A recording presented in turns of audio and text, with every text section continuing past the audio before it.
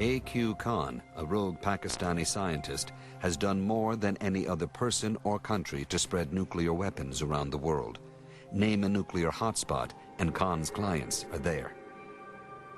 Iran, North Korea, Libya, and perhaps the deadliest potential customer, a terrorist network willing to make its own nuclear jihad. This is the story of one man's deadly legacy that spread around the world. How he managed to get away with it for so long, and how the nuclear seeds he helped plant could explode anytime, anywhere.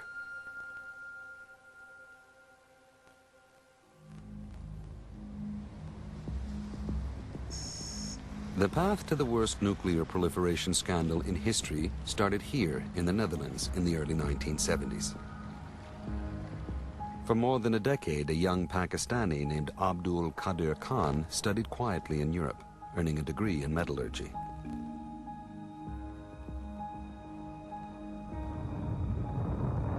But in 1974, Khan's world changed forever when India exploded an atomic bomb. Pakistan's hated neighbor and worst enemy now had nuclear weapons. And Khan suddenly had a new purpose in life. A.Q. Khan began as a nationalist.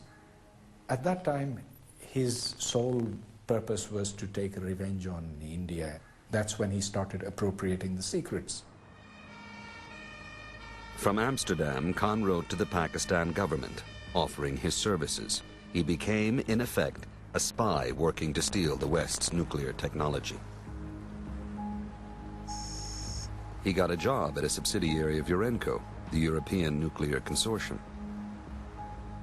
This was the holy grail of nuclear power that Khan was after.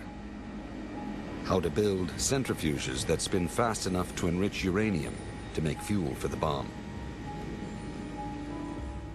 When caught translating secret Dutch nuclear documents, Khan said he was just writing a personal letter home. Then Khan raised more suspicions by asking too many questions at a nuclear trade fair. Eventually, the highest levels of the Dutch government in The Hague and Western intelligence agencies realized they had a nuclear spy on their hands. Of course, this was discussed. It was known by our intelligence. Ruud Lubbers was a cabinet minister at the time. He would soon become prime minister. Safe to assume that already in 1975, Washington was aware that there was a young Pakistani, Mr. Khan, who had stolen knowledge of the enrichment knowledge technology. Although the CIA was fully informed, that must have been, they knew that there was still an attitude of, let's say fair, let it go. When the Dutch were ready to pick up Khan, the CIA and others in American intelligence went to the Dutch and said, no, don't touch him, we want to follow him. Network for more than 3 years. He says the CIA's gamble to let Khan go would eventually have devastating consequences. At some point along the way, the CIA lost track of Khan's transactions. They knew where Khan was, but they clearly didn't know what he was doing. The CIA knew Khan wanted to build the bomb for Pakistan. They never suspected he would soon have much bigger schemes.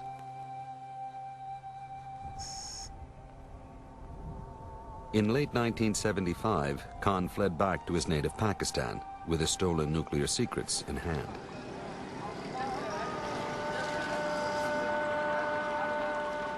Ruled off and on by military dictators, at the time, Pakistan had 50% more soldiers than teachers. Backward the country was.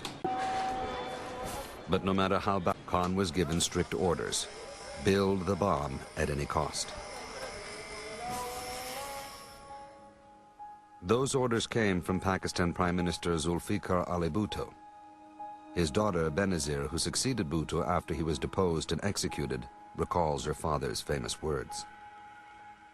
After India detonated its nuclear device in 1974, he said, "We will eat grass, but we will build the bomb." Bhutto called on the Arab world, hardliners like Palestinian leader Yasser Arafat, Libya strongman Muammar Gaddafi, and others, to rally behind his push for what he dubbed the Islamic bomb. No matter who is pitted against the forces of Islam, he said it quite clearly that the Hindus have a bomb, the Christians have a bomb, the Jews have a bomb, and the only civilization that does not have a bomb is Islam. Shahid-ur-Rahman, a respected Pakistani journalist, literally wrote the book on Pakistan's nuclear quest. He says Khan set up a vast black market, drawing on the contacts he made while in Europe to get his hands on vital nuclear materials. There is no secret about this. Pakistan's nuclear program is based on borrowing, stealing, smuggling. And American money. Khan's bomb was a weapon for a military that got billions in aid from the United States. It was the 1980s, and America wanted a strong Pakistan to take on the Soviets in Afghanistan, even if that meant turning a blind eye to Khan's bomb program. Everybody knew that Pakistan was in the process of building a bomb. Pervez Hoodboy is a lone voice in his country, a nuclear physicist who is also a leading anti-nuclear activist. If you were to stop a cab in Islamabad or Rawalpindi and say, "I want to go to the bomb factory," they would know exactly where to take you. And yet the CIA would specify year after year to the President of the United States that Pakistan was not about to make a nuclear weapon. Whatever the CIA knew, what it didn't calculate is that the bomb Khan was building might be attractive to other countries. Because to make fuel for his bomb, instead of using huge, costly plutonium reactors, Khan assembled a cascade of thousands of smaller, cheaper uranium centrifuges, spinning faster than the speed of sound. One little problem with a part, and they tear themselves apart. They explode.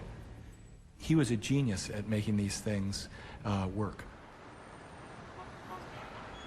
At the New York Times, when Khan's innovative techniques came to light, they were studied by science reporter William Broad, who joined David Sanger in investigating the Khan network. This flowchart shows the two paths to make a bomb, the plutonium route or the uranium route. And Khan took the shortcut. This is the plutonium route up here. You need reactors and all this kind of stuff. If you've got centrifuges and you can make this highly enriched uranium, you can short circuit all this stuff and just go directly to weapon or device fabrication. This is the one-stop shop, the easy do-it-yourself technique. Which caught the attention of neighboring Iran.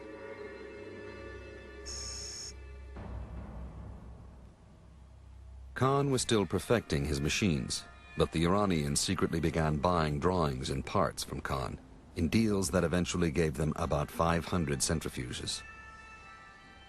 Iran's nuclear program, much of it wouldn't exist if it weren't for the AQ-Khan network. All of the technology for the centrifuges came straight from the AQ-Khan network. But nobody, not the CIA nor the weapons inspectors in Iran, understood what Khan and the Iranians were up to. For the next 18 years, Iran would manage to keep its program secret until it exploded onto the world stage as a full-blown nuclear crisis.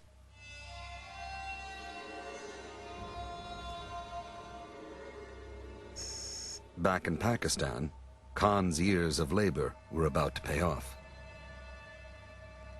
In May 1998, the mountains of southwest Pakistan would tremble and collapse when Khan and his team exploded a subterranean